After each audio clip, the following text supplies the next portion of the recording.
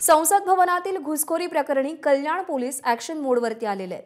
कल्याणच्या अहिल्याबाई चौकातील फटाके विक्रेत्यांची चौकशी सुरू करण्यात आलेली आहे। दिल्लीतील तपास यंत्रणांनी विचारणा करण्यापूर्वीच काही वृत्तपत्रांमध्ये बातमी प्रसारित झाल्यानंतर पोलिसांनी चौकशी सुरू केली आहे। पोलीस ॲक्शन मोडमध्ये आले।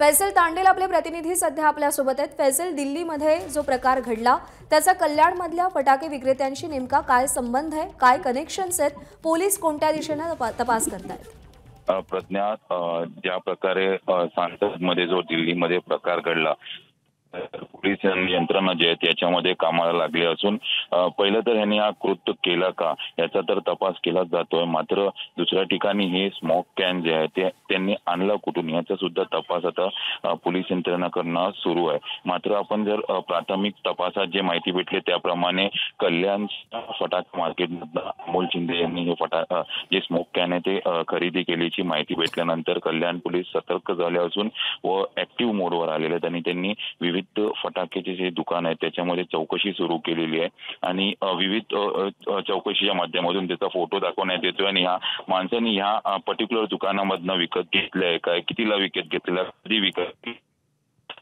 प्रश्नाची विचारपूस करत होत आहेत। मात्र अमोल शिंदे हे कल्याणमध्ये येऊन त्यांनी ही खरेदी केली होती किंवा कुठल्या माणसाला पाठवलं होतं असे अनेक सवाल जे आहेत ते पोलीस तपास करत। मात्र अजून याची पुष्टी झाली नाही की त्यांनी कुठल्या दुकानातून घेतला आणि कधी विकत घेतला होता। मात्र हा तपास नक्कीच पुढे वेग घेणार आहे, कारण अमोल शिंदेनी जे कृत्य केलं आहे ते नक्कीच खूप भयानक होता, कारण संसदेत हा प्रकार घडलाय आणि याची गंभीरता जी आहे ती पोलीस तसंच त्याचबरोबर जे स्थानिक आहेत ते घेत आहेत।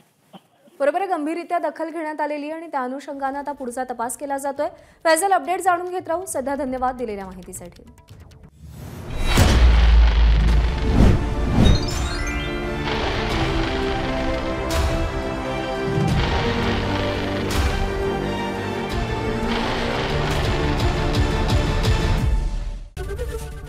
एबीपी माझा, उघडा डोळे बघा नीट।